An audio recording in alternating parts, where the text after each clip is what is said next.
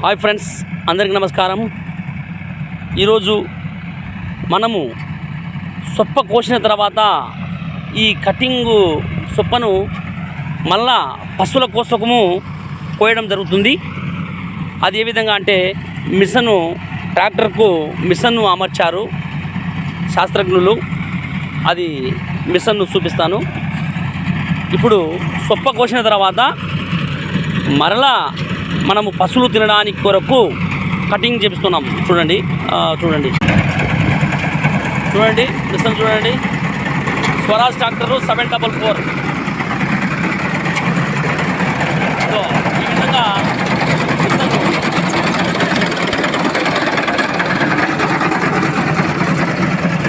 అవుతుంది.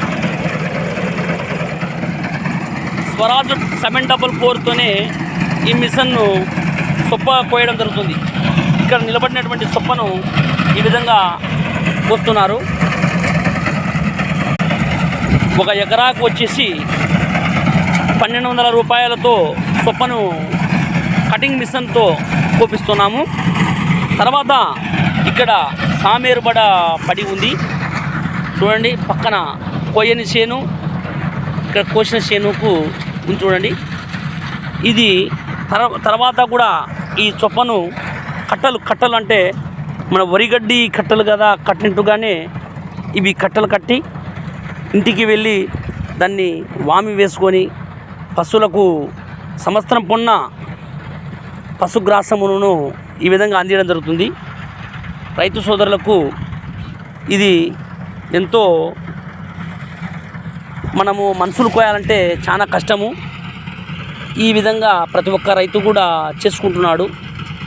ఈ శాస్త్ర విజ్ఞానం పెరిగింది కాబట్టి, లేకుంటే ప్రతి ఒక్క అప్పుడు కూలలతో సహాయంతో ఈ సొప్పను కోసేవాళ్ళము. తర్వాత కంకులు కోసుకునే వాళ్ళము.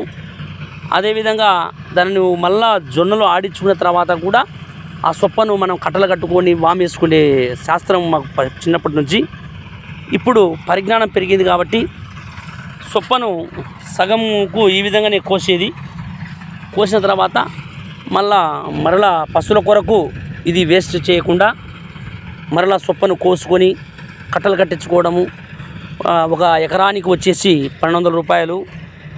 అదేవిధంగా మనం కట్టడానికి ఒక కట్టకు వచ్చేసి 30 రూపాయలతో ఈ కట్టను కట్టేయడం జరుగుతుంది.